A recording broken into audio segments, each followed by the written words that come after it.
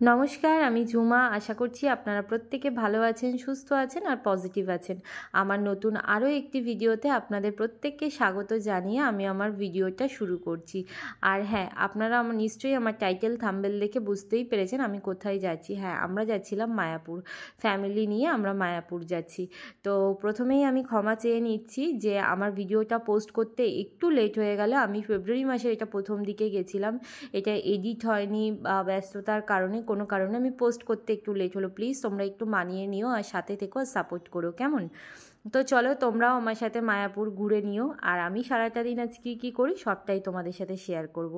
তো আমরা এখন বেরিয়ে পড়েছি, রাস্তায় আছি। তো আমরা এখানে অনেক সকালে বেরিয়েছি, তো একটা ধাবা দেখে দাঁড়ালাম। আমাদের প্রত্যেকের একটা টি ব্রেকের প্রয়োজন ছিল, তো আমরা ওই জন্য চা খাচ্ছিলাম দাঁড়িয়ে।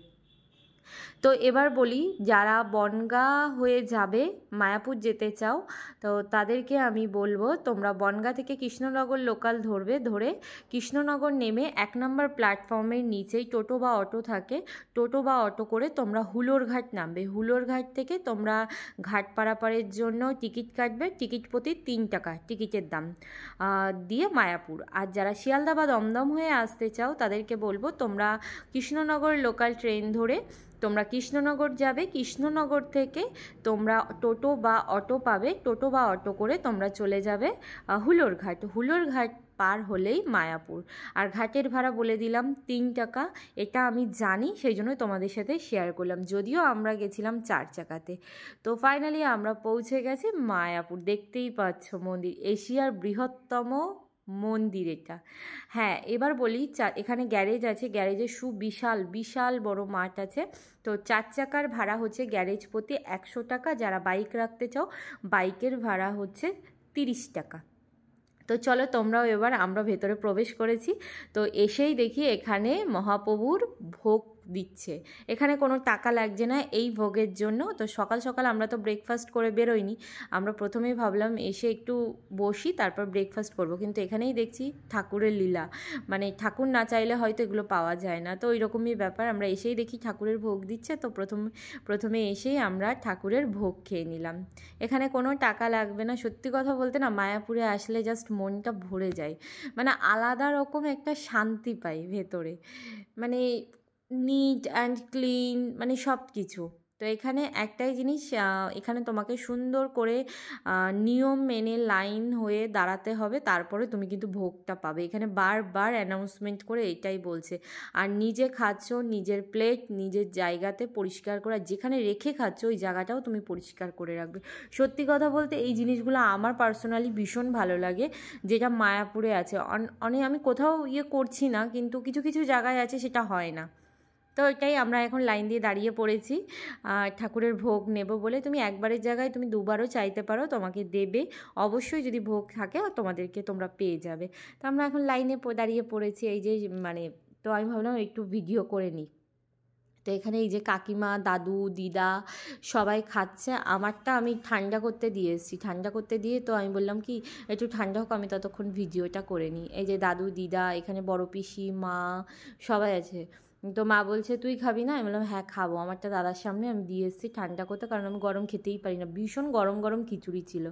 এই যে দাদা, পিসা এখানে খাচ্ছে, তো এখানে আমার খাবারটাও ছিল। বসে পড়েছি। তা চলো তোমাদেরকে পুরোটা ঘুরিয়ে দেখাবো, আর আমি যতটা পারবো, যতটা যা জানবো তোমাদের সাথে শেয়ার করব, কেমন? তো চলো পরে আবার কথা হচ্ছে, তোমরাও সাথে। তো আমরা খাওয়া দাওয়া করে এদিকটাতে একটু গেছিলাম। এদিকটাতে একটা না সুন্দর গার্ডেন আছে, আর প্রচুর ফুল গাছ তোমাদেরকে আমি দেখাচ্ছি।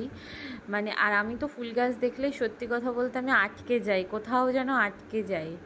আর এখানে যা সুন্দর পরিপাটি করে রয়েছে না, জাস্ট আমার তো মনে হচ্ছে এখান থেকে নিয়ে কয়েকটা চলে যায়, কিন্তু সেটা তো পসিবল না।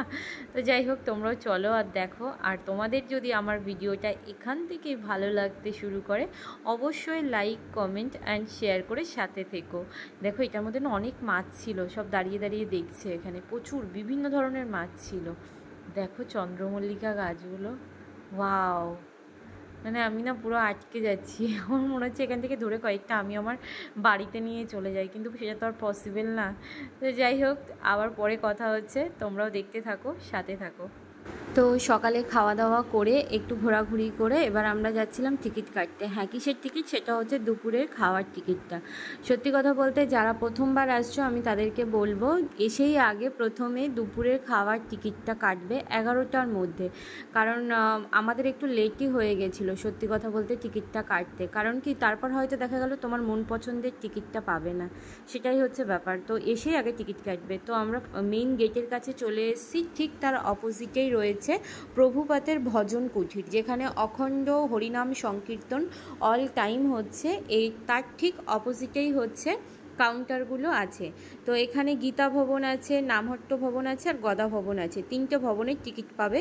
তো গীতা ভবনের টিকিটের প্রাইস মূল্য হচ্ছে 60 টাকা, নামহট্ট ভবনের হচ্ছে 50 টাকা, আর গদা ভবনের একটা হচ্ছে 80 টাকা, একটা হচ্ছে 150 টাকা। তো আমরা 150 টাকারটা কাটবো বলে গেছিলাম, কিন্তু দেখলাম এখানে 150 টাকারটা পাওয়া যায় না। 150 টাকার টিকিট কাটতে গেলে প্রথমে তোমাকে গদা ভবনে যেতে হবে, গিয়ে ওখানকার রিসেপশন থেকে টিকিটটা কাটতে হবে। তো সেই জন্য আমাদের আর ওখান থেকে টিকিট কাটা হয়নি। তো এখানে দেখলাম বই বিক্রি হচ্ছে, তো আমি একটা বই কিনলাম, সেটা হচ্ছে শ্রীমদ্ ভগবদ গীতা, সেটা হচ্ছে বাংলা ভার্সনটা আমি নিয়েছিলাম।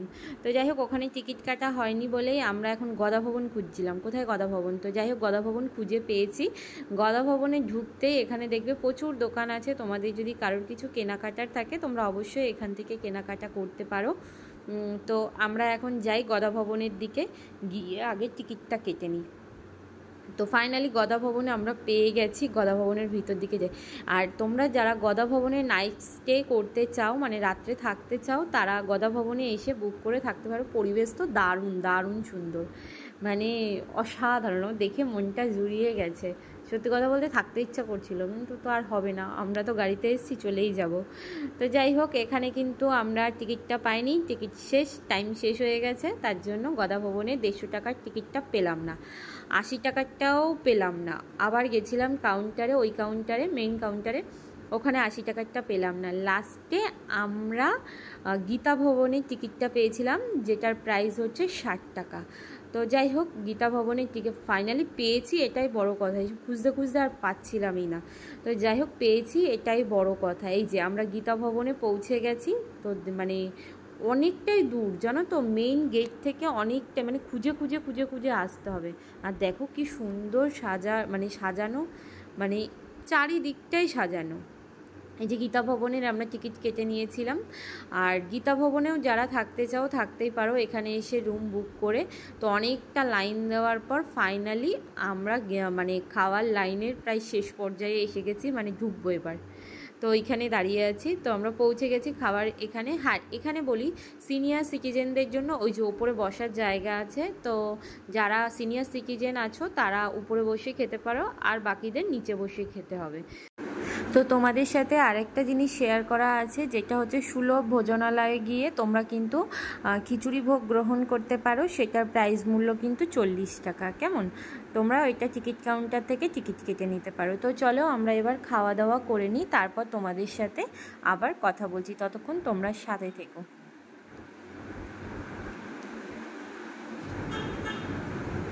তো খাওয়া দাওয়া কমপ্লিট হয়ে গেছে, এবার আমরা চলে এসেছি শ্রী প্রভুপাদ পুষ্প সমাধি মন্দির চত্বরে, যেটি সকাল 7:30 থেকে 1টা পর্যন্ত খোলা থাকে, আর বিকেল 3:30 থেকে 8:30 পর্যন্ত খোলা থাকে। আচ্ছা, তার ঠিক অপোজিটেই রয়েছে পৃথিবীর সবথেকে বড় মন্দির, যেটা হচ্ছে টেম্পল অফ ভেদিক প্ল্যানেটোরিয়াম, যেটা 2010 সালে কাজটা শুরু হয়েছিল। 2022 সালে কাজটা কিন্তু শেষ হওয়ার কথা ছিল, কিন্তু প্যান্ডেমিকের কারণে কাজটা শেষ হতে পারেনি। 2024 সালে মার্চ মাসেই কাজটা শেষ হওয়ার কথা। তো যাই হোক, আমরা মন্দিরের ঠিক অপোজিটেই চলে এসেছি। এখানে কিন্তু ব্যাগ, জুতো পরে তো ঢোকাই যাবে না, ব্যাগ, ক্যামেরা কোনো কিছু নিয়েই যেতে পারবে না। তো তার জন্য ঠিক মন্দিরের অপোজিটেই কাউন্টার আছে, তোমরা এখানে রেখে জমা দিয়ে তারপর ভেতরে যাবে। কিন্তু আমরা জমা দিইনি, কারণ আমার পিসা বললো যে আমি এখানে বহুবার এসেছি, তোমাদের রাখতে হবে না, আমার কাছে তোমরা রেখে তোমরা যাও, ঘুরে এসো।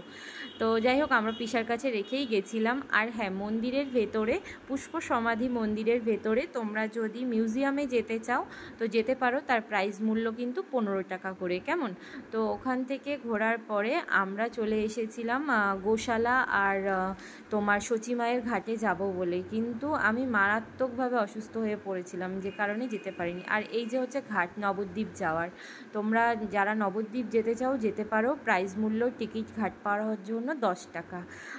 কারণ এখানে আমরা নবদ্বীপও যেতে পারিনি, কারণ আমি মারাত্মকভাবে অসুস্থ হয়ে পড়েছিলাম, কারণ আমার মাইগ্রেনের প্রচণ্ড পরিমাণে যন্ত্রণা শুরু হয়ে গেছিলো।